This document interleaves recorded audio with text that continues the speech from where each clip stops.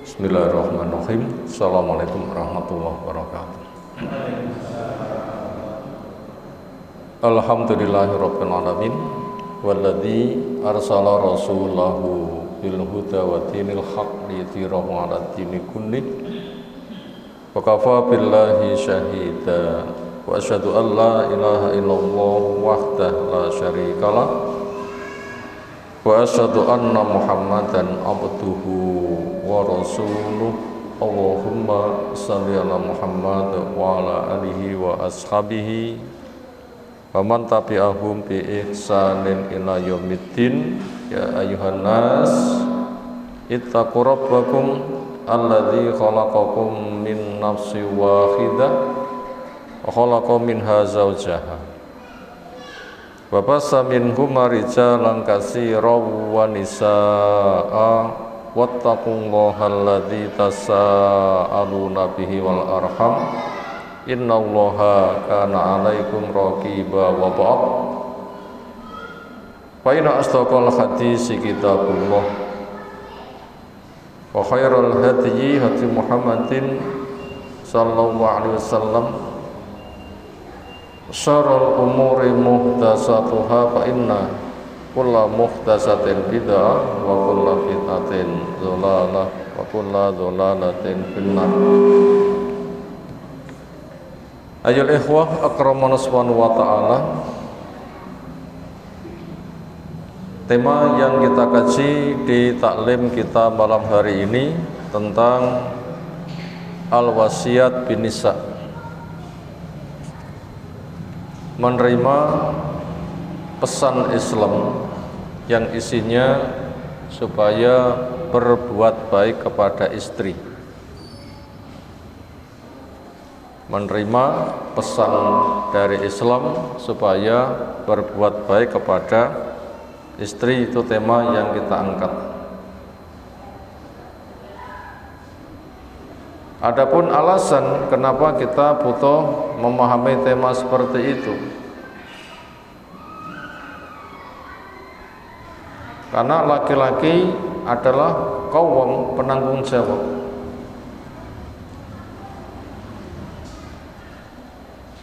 Yang dia nanti akan ditanya bagaimana bentuk tanggung jawabmu.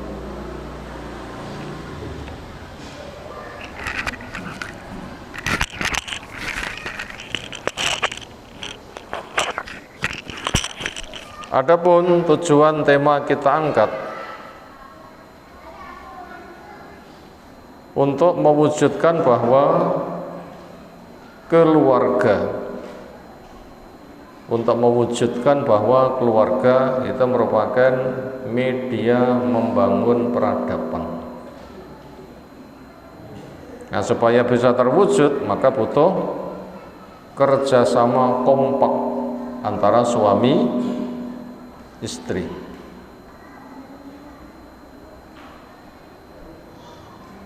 Untuk memperinci bab ini, insyaallah poin demi poin akan kita pelajari di taklim kita malam hari ini. Pertama, menukil sebuah ayat. Ya Allah firman perintahkan wa ashiruhunna bil ma'ruf. Ashir memiliki makna muasyarah, artinya pergaulan. Ikut wazan fa'ala memiliki makna saling, berarti menunjukkan kehidupan berkeluarga itu kehidupan kerjasama, maka menggunakan bahasa saling, karena kehidupan keluarga kehidupan kerja sama, menggunakan bahasa saling.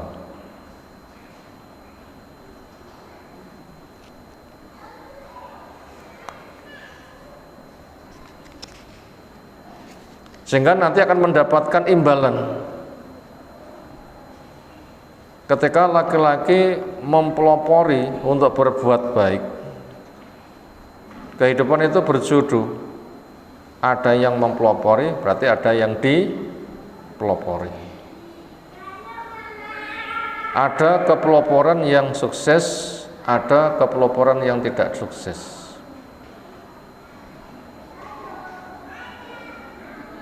Ketika Allah memerintahkan berarti berpotensi sukses. Ketika tidak sukses itu bersifat sesekali, tapi tidak bersifat selamanya. Semisal bernafas, menghirup, mengembus itu serasi. Walaupun kadang ada orang itu tidak serasi, makanya nafasnya menjadi megap-megap. Maka ketika suami mempelopori, nanti harapannya istri akan terpelopori. Apabila belum, nah disitulah harus disiapkan yang namanya pesan-pesan. Yaitu adanya perintah istausu binisa'i khairan.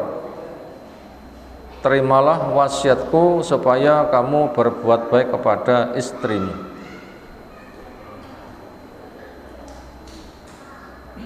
Nah, ketika suami mempelopori dengan penuh kesungguhan, ketelatenan, kesabaran yang bersifat tahamul, tahan banting.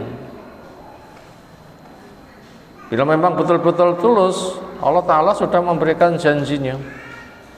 Apa janji Allah?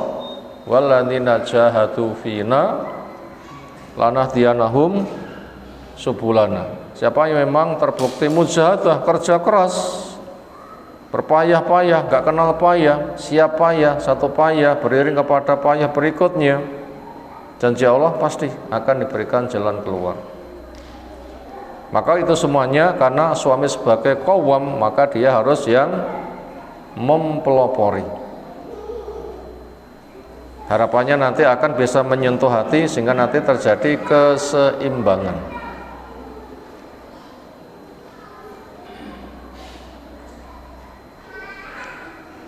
Adapun bentuk muasyarah yang ada, pergaulan baik apa, di sini ternyata enggak diperinci. Memberitahu kepada kita segala sesuatu masuk di dalamnya asalkan punya nilai ma'ruf. Entah ma'ruf itu yang direkomendasikan dari agama atau ma'ruf itu sudah dikenal di dalam tradisi yang siapapun paham menerima dan jelas maslahat. Ma'ruf dikatakan ma'ruf oleh agama, memang itu telah ditetapkan. Apa misalnya? Makan, pakaian, tempat tinggal.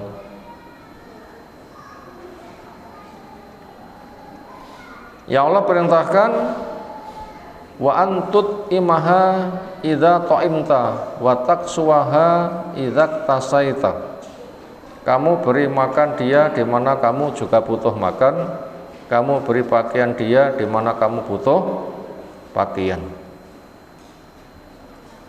Termasuk masalah tempat tinggal, askinuhunna min haitsu sakantum. Beri tempat tinggal mereka di mana kamu memiliki kemampuan.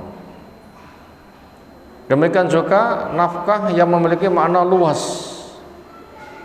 Liyungfik dzu sa'atin min sa'atih, supaya memberikan nafkah kepada orang yang punya nafkah sesuai dengan kadar kemampuannya. Jumlah itu relatif, karena cukup bukan jumlah tapi cukup dengan berkah. Cukup dengan bukan dengan jumlah tapi cukup dengan berkah. Lalu muasyarah yang bersifat uruf, pergaulan baik yang bersifat uruf, artinya itu dikenal di masyarakat dan sudah terbukti cocok, termasuk ketika wahyu turun itu tidak mendapatkan sentuhan, artinya dibiarkan. Apa itu? Ya, pekerjaan-pekerjaan yang pantasnya oleh laki-laki itu apa, oleh perempuan itu apa. Bila keadaan mendesak itu apa, itu nanti seperti itu mudah dijumpai di masyarakat. Napa contohnya? Pantese sing jenenge klopo dingge bumbu. lek ngedokne klopo, kowit yang ngesor niku pantese sinten? Suami, ngoten to nggih. Mosok bojone kon penekan. Lek karek sing jenenge marut sinten sing pantes? Istri. Walaupun satu kesempatan suami marut kambel ya luwes.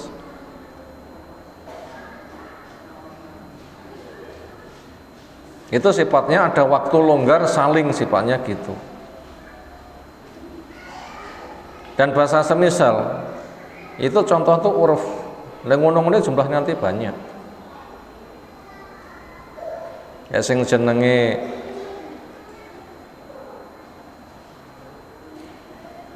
nyekel pacul ya suami, sebatas nyapu ya istri. Tapi satu kesempatan suami luwes tukang nyapu nggih mboten masalah. Dan bahasa semisal itu uruf. Hukum seperti itu. Nah, itu ma'ruf tinjauan dari agama atau uruf yang dikenal di masyarakat, siapapun cocok dan memang hukum asal itu boleh, maka semuanya yang punya nilai ma'ruf kerjakan. Semuanya yang punya nilai ma'ruf adalah kerjakan. Nah, senada dengan itu, semuanya yang punya ma'ruf itu kerjakan. Itu diantara perintah wa'ashiruhunna bil ma'ruf, pergauli mereka dengan uruf, dengan ma'ruf, sesuatu yang dinilai agama memang itu baik, dinilai oleh fitrah manusia sebagai kebutuhan sehari-hari, itu juga tidak menjadi masalah. Nah, itu untuk disilahkan yang seperti itu. Termasuk untuk berbuat kepada istri itu pada masalah-masalah yang kadang itu memiliki nilai rumit, walaupun nanti juga akan mudah buat yang dimudahkan oleh Allah. Napa? Perkara yang seringnya rumit tapi mudah yang dimudahkan oleh Allah dalam urusan keluarga. Napa? Yang situ suami tetap diperintahkan untuk berbuat baik kepada istrinya. Urusan poligami. Poligami napa wayuh? Wayuh napa ta'addud? Ta'addud napa golek dobelan? Nggih monggo kersa jenenge napa? Seringnya rumit, tetapi mudah buat orang yang dimudahkan oleh Allah. Itu semuanya potensi kemudahannya bergantung atau sebab itu memiliki peran. Karena secara bawaan dasar laki perempuan itu tidak sama. Bawaan dasar laki-laki pengen wayu, bawaan dasar perempuan gah diwayu. Itu namanya bawaan dasar. Bawaan dasar nanti bisa berubah. Apakah setiap laki-laki yang bawaan dasarnya itu wayuh mesti wayuh? Kata semundi sing wayuh karo sing ora. Kayaknya di lingkungan kita banyak yang belum napa ora. Rasa dijawab ngemikir itu urung apa ora ya? Sing endi ya kira-kira ngene gitu. Kayak muni urung dipantau terus oleh istrinya. Lek ora kira tak tenang.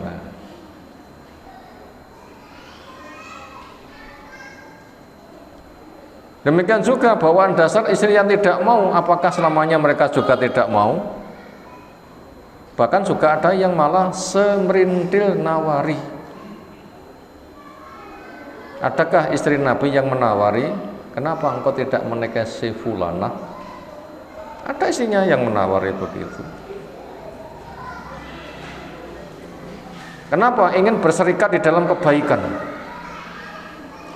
Atau sadar memang alam perempuan itu laki lebih dikit daripada perempuan, maknanya perempuan lebih banyak. Akhirnya membayangkan, ya bejo aku sing kerabi, pomaku sing angel golek jodoh terus piye? Pomo aku angel golek jodoh ditulung ya gelem.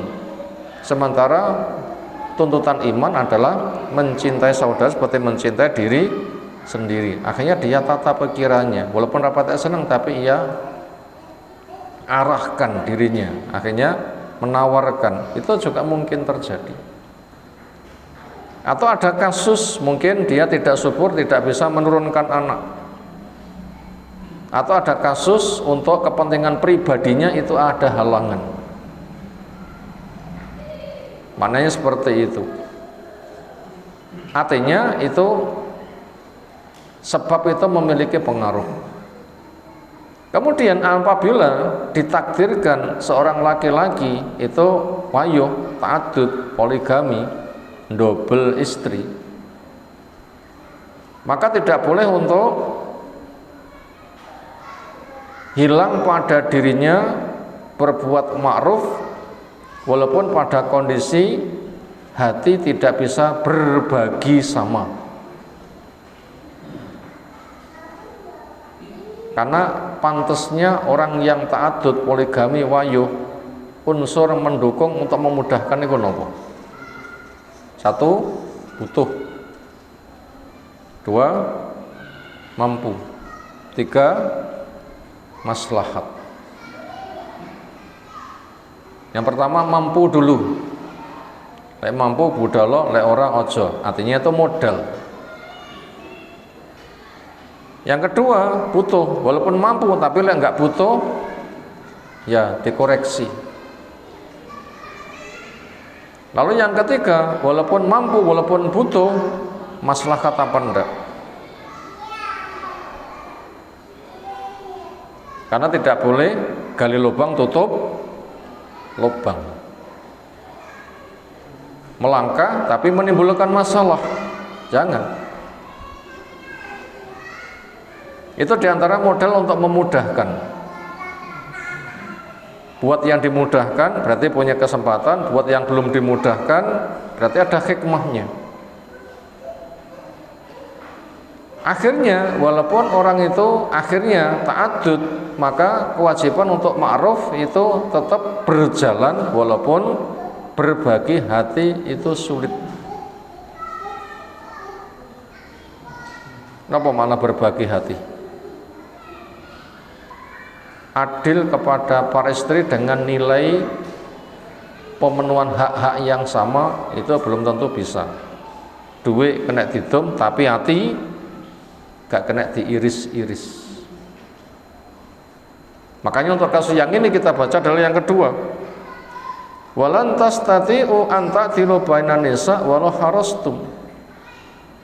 Walan tastati'u, dan selamanya kamu tidak bakal mampu. Lan itu huruf nafi lil istiqbal, tidak memiliki makna ke depan, berarti selamanya tidak bakalan. Itu tidak bakalan mampu. An ta'dilu, kamu berbuat adil bainan nisa di antara para istri, walau harastum, walaupun kamu itu ingin saja kerja keras belum tentu bisa, apalagi kurang ingin. Apalagi memang itu tidak akan pernah bisa. Pertama, nggak akan pernah bisa. Yang kedua, tugas itu berat. Yang ketiga, hati tidak bisa dibagi. Yang keempat, ingin saja tidak bisa, apalagi kurang ingin.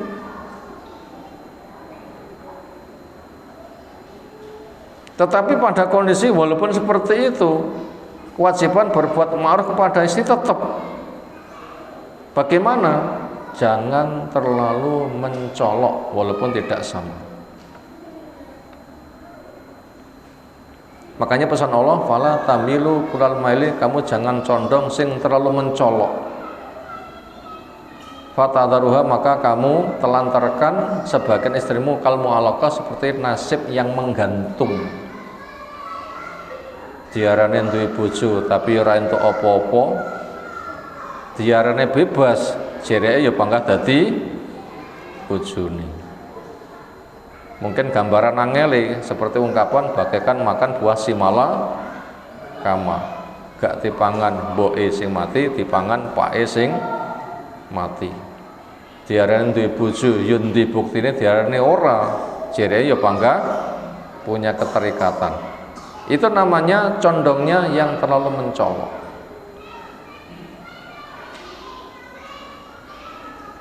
Lalu bagaimana perbuatan Nabi SAW? Akhirnya beliau adil di bidang keduniaannya, tetapi hatinya diadukan pada Allah Ta'ala. Ya Allah, kalau berbagi masalah hari bisa, berbagi masalah kunjung bisa, berbagi masalah urusan nafkah zahir, makanan, minuman, pakaian bisa. Kenapa? Itu memang manusia diberi kemampuan. Tapi urusan hati nggak bisa. Makanya untuk kasus seperti itu nggak dituntut. Contohnya, orang tua ketika punya anak 2, 3, 4, 5, walaupun masing-masing itu dicintai, kadar cinta samakah kepada anak-anaknya? Ini dipaksa kaya ngopo ya bangga gak iso. Tapi jangan terlalu mencolok. Omong di putu loro, sing kene disayangi, sing kira patek. Ya ora patek sayang ati bene, tapi lek gendong ya bareng ngono lho ya. Aja sing kene digendong, sing kono disingkang-singkang. Nah jenenge merana. Omong digendong ya digendong bareng, walaupun atine gak sama. Sing nak karo kene gampang ayam, sing kene aras-arasen. Kan gak bisa kan hati dibagi sama. Tetapi itu gendongnya tetap bareng. Cuma atine saja sih nggak sama. Di situ akhirnya tetap bisa dikelola bagaimana bisa berbuat baik kepada mereka. Allah berpesan wa in tuslihu wa tattaqu fa innallaha kana ghafurur rahim. Jika kamu mau berbuat islah dan tetap menjaga takwa, maka sungguhnya Allah itu bila kamu punya salah siap untuk mengampuni, bila kamu butuh kasih sayang, butuh waktu, Allah juga memberikan jeda sehingga nggak segera dihukumi. Bagaimana bentuk islah? Bentuk islah, kondisi istri yang double tetap berbuat islah kepada mereka gimana? Islah itu adalah mengambil jalan tengah. Apa itu islah? Mengambil jalan tengah antara separuh korban dan separuh hak. Itu namanya islah. Contoh islah itu begini. Kasus yang ada Nabi memberikan isyarat separuh, itu kasus untuk penagihan utang. Dijumpai di masjid ada 2 orang engkel-engkelan sampai suaranya meninggi. Ketemu Nabi, dicek ternyata kasus sing sitok duwe kewajiban bayar utang, sing sitok punya hak nagih utang. Sing nagih utang bengkereng, sing ditagih utang mengkeret. Sitok bengkereng rumoso ndiha, sing tok mengkeret ketika tertindas pun juga banggil. Makanya suaranya menjadi apa? Meninggi. Apa kata Nabi? Isyarat separuh. Bahasa kita itu separuh tuh gini, setengah, siji, seret, loro, ngoten lagi. Bahasa kita isyaratnya tuh maknanya seperti itu. Artinya apa? Artinya karena yang kamu tagih itu rong duwe, tapi waktunya sudah habis. Memang kamu punya hak nagih. Jalan tengahnya dia apa-apane dia itu memang ora kena diperes. Apa yang diperes? Mau panjang randuwe. Diperso ya panggah ramatu banyu nih. Makanya dia tetap membayar, tapi cukup dengan separuh. Kamu tetap menerima bayaran, tapi hanya separuh. Jadi ya entuk separuh, kalah separuh. Islah yang ada itu contohnya. Walaupun istri itu rapatek disenengi, tapi tetap diserawungi.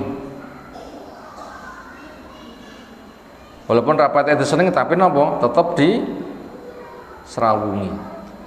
Sing diserawungi seneng, aja nemen-nemen. Itu namanya paron-paron.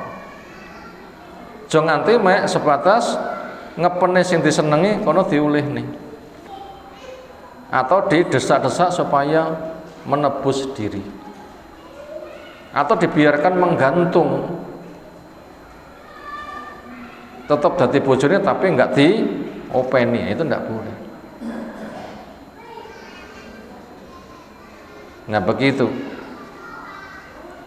Yakinnya itu apabila ada hari bergilir ya tetap masalah nafkah zahir, makan, minum, pakaian, tempat tinggal ya diwehi. Walaupun nanti ini rapat srek beda karo sing sitoke.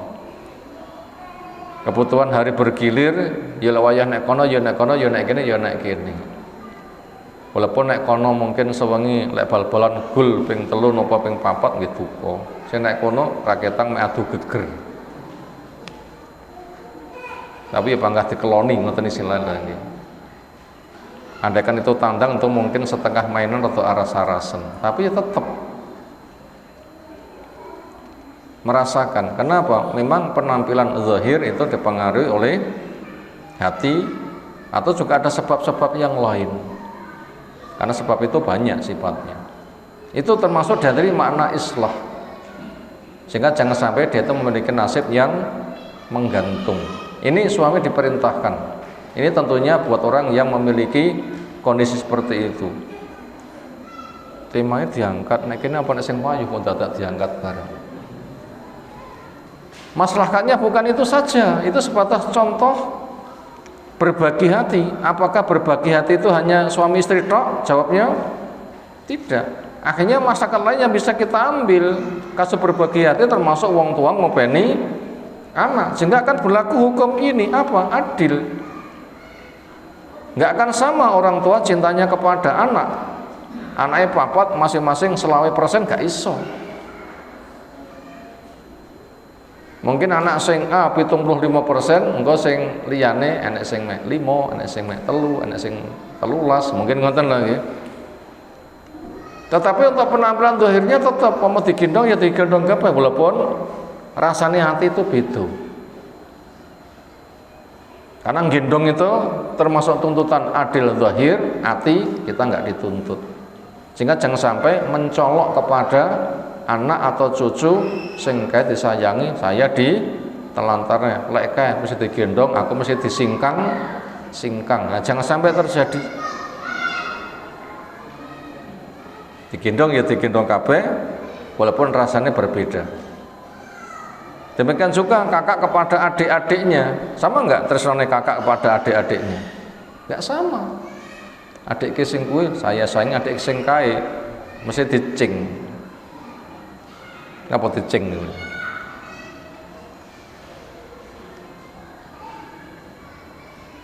Rasa bencinya kuat, begitu cedek langsung nyingkrih.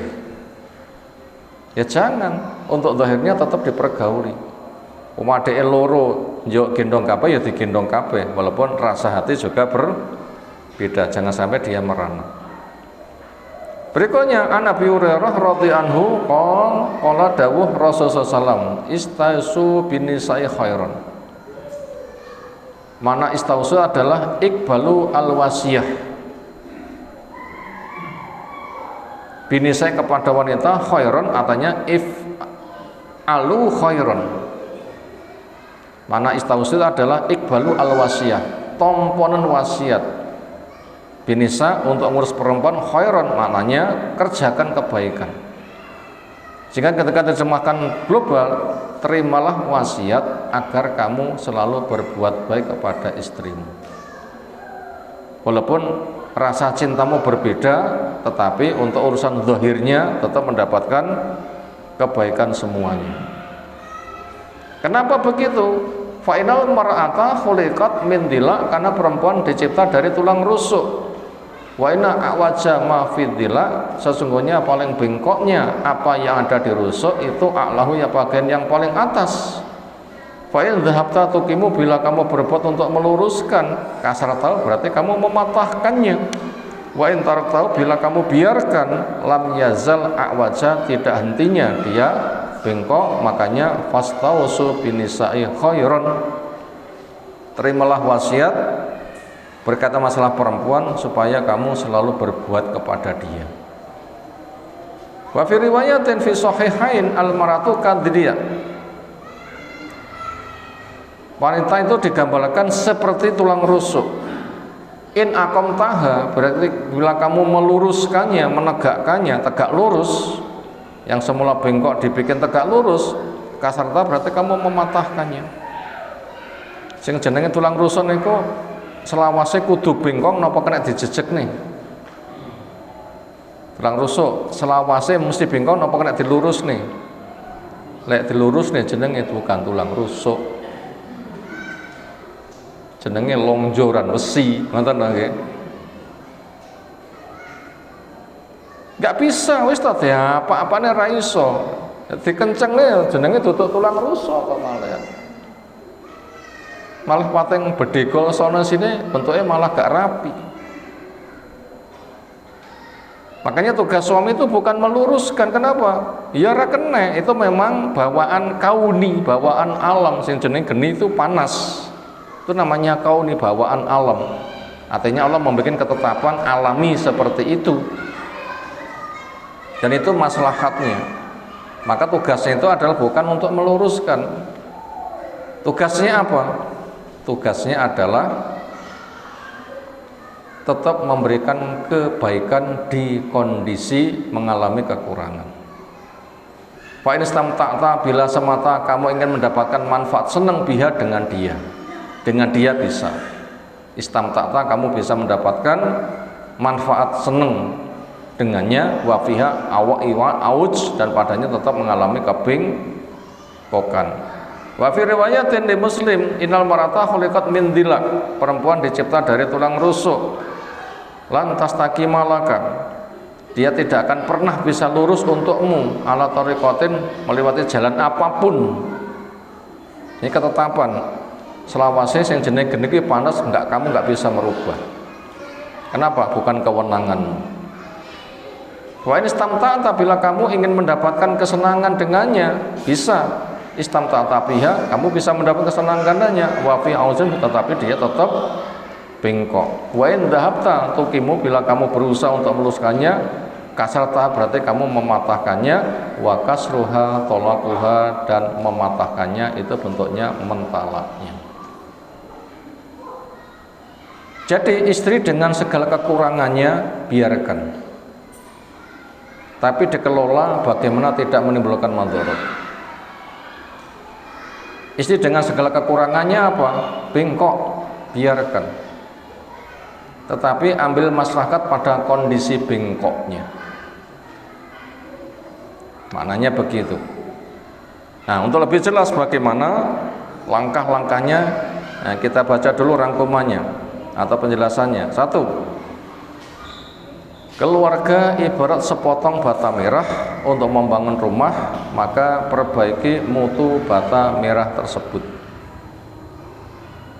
Tiang niku lek bangun rumah niku susunane botol cilik-cilik napa botol cetakan gedhi.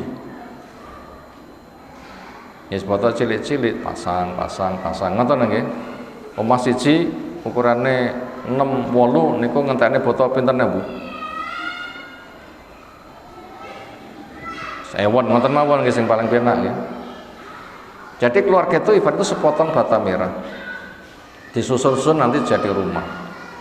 Bila sepotong bata merah itu bagus, nanti disusun rumah juga bagus. Bila sepotong bata merah tidak bagus juga rusak. Bata merahnya kuat ya omahe kokoh, bata merahnya mepel omahe ya gampang ambruk. Nomor 2, niat nikah. Di antara niat yang boleh didobel-dobel karena sejalan, di antaranya untuk menjaga kehormatan. Dengan nikah tidak zina. Nyapa nikah? Di antara niatku dengan nikah tidak zina. Apalagi niat menikah, meraih keturunan soleh. Berarti niat itu boleh didobel-dobel. Karena memang maslahatnya banyak. Semuanya diniati didapatkan. Karena punya keturunan soleh itu nanti akan mengangkat derajat, sehingga ada orang tua itu derajatnya sangat tinggi, sehingga mengadu kepada Allah, ya Allah dari mana ini? Dari istighfar anakmu. Sehingga orang tua akan terangkat derajatnya, karena istighfar anaknya. Yang ketiga di antara tujuan niat menikah adalah membangun peradaban. Karena kita itu butuh generasi, butuh mitra, butuh pendukung, butuh pejuang. Makanya rata-rata pendukung Nabi itu kaula muda, sing nom-nom secara teori mampu belum mampu sudah didorong-dorong untuk apa? Rabi. Kenapa? Butuh umat yang sangat banyak. Maka itu semuanya itu melewati apa? Berkeluarga itu diantaranya untuk membangun peradaban, untuk perjuangan. Yang ketiga, karakter suami. Cukup satu saja suami pilihan, napa? Soleh. Betul kata-kata nggih sifatnya nggih. Sitok mawon napa? Soleh. Betul kata-kata, tapi lek perempuan kata sifatnya. Laki-laki cuma siji mawon napa? Soleh. Ning siji niku lek diurai akeh. Karena unsur soleh bila kita baca di Al-Imran 114 itu ada 8 sifat. Nah begitu. Ujung-ujungnya bila 8 itu punya, nanti perilakunya mengandung maslahat. Apa saja? Pertama, setelah memiliki kebaikan dia jaga istiqomah. 2, 3 waktu malam baca Quran dan sholat. 4, 5 iman pada Allah, iman pada hari akhir. Jadi punya ilmu, punya akidah dan semangat beramal untuk tabungan hari akhir. 6 dan 7 menegakkan sholat dan zakat. Yang ke-8 lomba di dalam kebaikan. Bila 8 itu dipunya, itu namanya sholat. Dan surga diisi oleh satu sifat, napa? Soleh. Mana dalilnya? A'datu li ibadiyas sholihin mala ainun ra'at wala udun sami wala khatara ala qalbi basar. Saya sediakan untuk hambaku yang soleh kenikmatan surga yang mata belum melihat, telinga belum mendengar, otak belum bisa membayangkan. Satu kata, li hamba Allah yang soleh, li ibadiyas sholihin, hambaku yang soleh. Satu sifat, tapi diurai itu banyak, yaitu sebuah perilaku ketika bergaul membuat maslahat pada lingkungan. Kemudian yang keempat, karakter istri, yaitu 4 sifat yang dengan 4 sifat itu dia jadi penduduk surga. Apa? Sahih Ibnu Majah menyebutkan mana-mana istri yang 1 sholat 5 waktu, 2 puasa Ramadan, 3 jaga kehormatan, 4 taat pada suami, tentunya pada yang ma'ruf dan mampu. Maka siapa yang punya sifat ini silahkan dia masuk surga lewat pintu mana saja yang diinginkan. Apa? 1 menegakkan sholat, 2 menjaga puasanya, 3 jaga kehormatannya, 4 taat kepada suaminya. Silahkan masuk surga lewat pintu mana saja yang inginkan. Nomor 5, kewajiban pasutri, pasangan suami istri. Apa? Masing-masing mendahulukan kewajiban. Biasanya suami istri tukaran itu napa sebabnya? Engkel-engkelan. Kene butuh kono enggak ngayemne, kono butuh kene enggak ngayemne. Menuntut hak ujung-ujungnya. Akhirnya sikotel incip malah sikut-sikutan, bagi ngoten lho ya. Itu menyebabkan geger. Makanya bagaimana kewajiban suami istri? Masing-masing mendahulukan kewajiban, adapun hak itu diminta kepada Allah.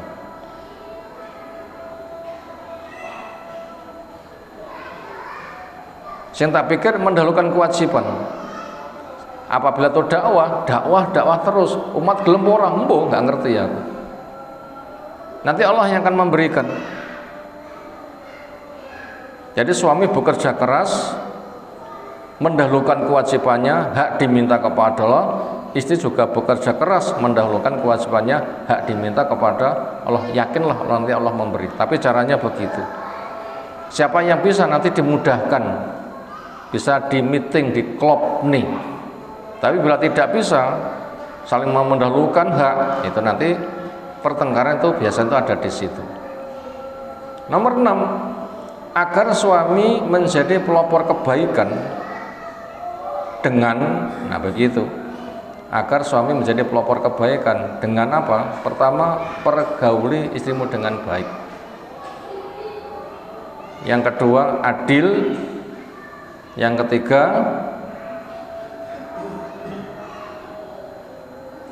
juru islah. Ini 3 langkah bentuk suami mempelopori kebaikan. 1, mempergauli istri dengan baik. 2, adil, bisa menempatkan sesuatu persis di tempatnya. 3, menjadi juru islah, juru damai.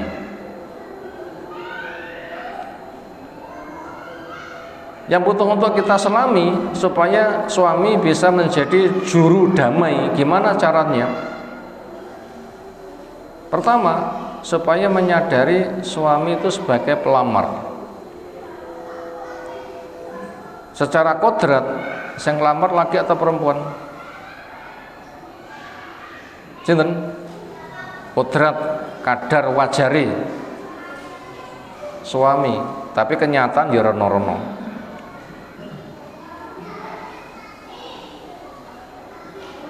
Akhirnya bila ada masalah, perempuan itu kan milik orang tuanya. Jadi milikmu memang tok jaluk. Saat durunge tok jaluk, karo wong tuane ya dopeni. Kamu sudah ngerti bawaan perempuan banyak punya kekurangan. Ya salahmu dhewe nyapo tok jaluk. Lek ra butuh ya rasa tok jaluk. Ternyata tok jaluk, ya kamu harus tanggung jawab konsekuensimu nglamarmu. Sehingga nanti ditimbulkan kewajiban. Istrimu itu bukan serta-merta milikmu, tapi itu dimiliki oleh orang tuanya. Jadi milikmu memang kamu minta, dan kamu sudah tahu kekurangannya. Lek pancen ngerti dan itu sengaja kamu minta, ya opo nono. Biasanya tiang niku lek gadah karep niku biasanya tanggung jawab mboten. Wonten kisah. Lek rabi milih istri sing baik. Sing penting ayu.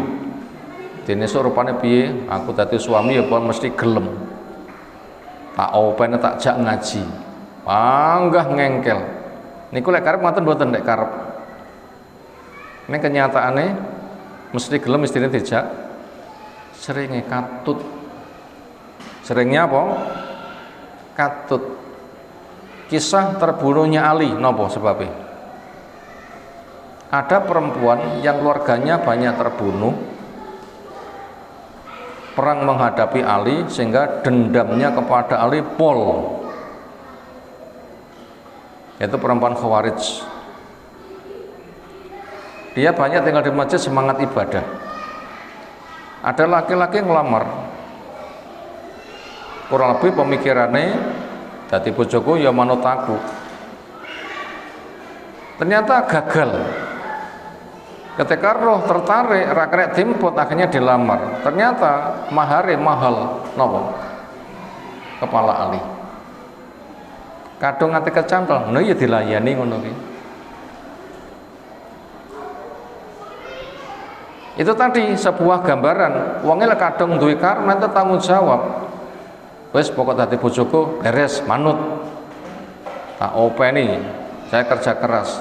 Nah, ini untuk menyadarkan kepada laki-laki, perempuan yang kamu lamar itu adalah perempuan yang diopeni wong tuane, itu kekurangannya sudah diberitahu, kurang akal, kurang agama, digambarkan tulang itu rusuk yang paling bengkok. Sebelum kamu minta ya dopeni tok jaluk, kamu ya harus bertanggung jawab. Ini mendorong kepada suami untuk apa? Menjadi juru islah. Ya, sepancen tak niati ngerti ngono pancen tak jaluk, keadaan ngono ya aku ya kudu nampa apa enake. Kan begitu kan?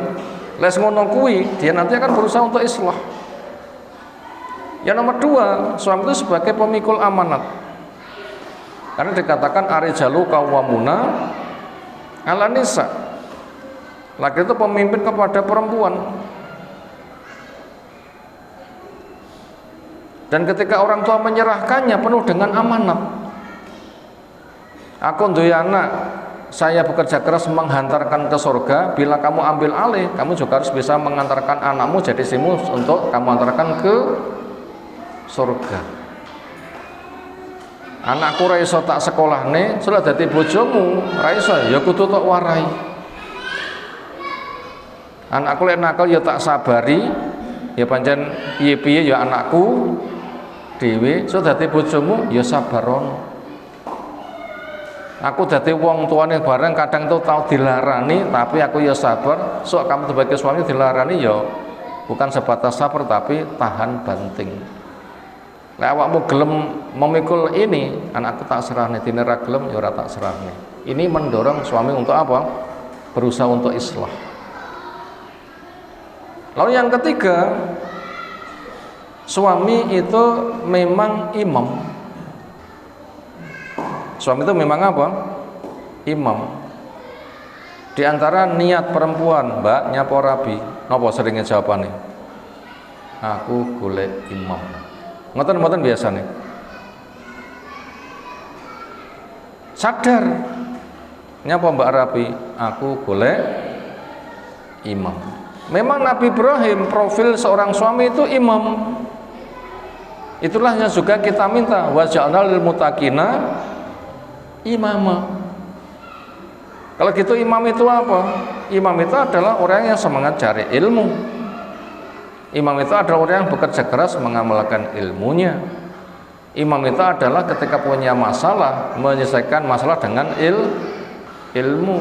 Makanya itu sregep untuk mengajarkannya. Ada 4 unsur imam: semangat cari ilmu, kerja keras mengamalkan ilmunya, kerja keras mengajarkan ilmunya, kemudian bila ada masalah menyelesaikan dengan ilmu. Ini mendorong kepada suami untuk apa? Berbuat baik. Kenapa? Kamu itu imam, memang diberikan garapan. Ibaratnya kamu itu guru, ya kadang muridnya bandel ya sabar. Ini kira-kira guru ini mutung ngomong betul. Nah ini ada guru yang memang dicepai sing rong pinter-pinter. Lek gak dicepai rong pinter ya rasa dadi guru. Yes, nolongso aku dadi guru mesti untuk bocah sing ndablek-ndablek. Jadi salahmu dhewe niatmu dadi guru, memang tugasnya ngopeni sing ndablek-ndablek ngono. Memang imam itu begitu.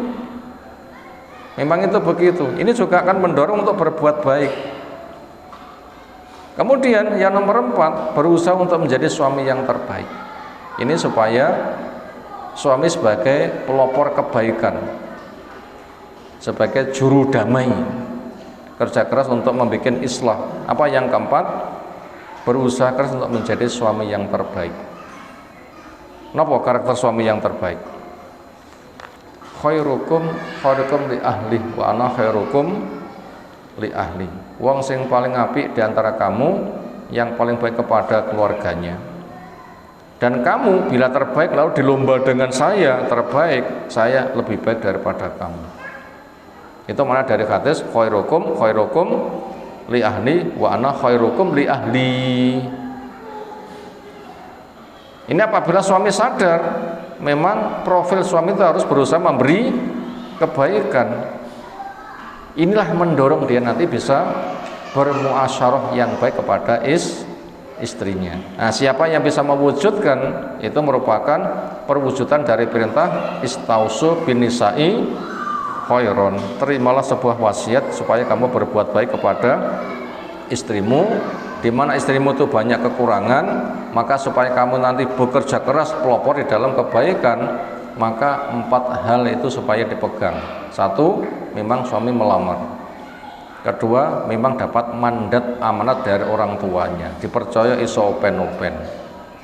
Kemudian yang ketiga, suami itu memang menjadi seorang imam. Kemudian yang keempat, berusaha untuk menjadi suami yang terbaik, yaitu paling baik untuk memberikan maslahat kepada istrinya. Nah, apabila 4 hal ini dipunya, insya Allah nanti suami akan bekerja keras untuk mempergauli istrinya dengan baik. Bila itu terjaga, disitulah diharapkan nanti akan muncul anak-anak yang baik dengan keluarganya, nanti akan bisa menjadi alat untuk membangun peradaban. Maka keluarga itu sepotong bata merah, bila bagus akan bagus bangunannya, tapi apabila sepotong bata itu rusak, rumah pun juga akan mengalami kerusakan. Bangunlah masyarakat dengan berangkat keluarga masing-masing. Demikian materi yang kita kaji di kesempatan malam hari ini. Semoga Allah jadikan kita orang yang bisa memberikan maslahat kepada lingkungan kita. Ada tanggapan silakan.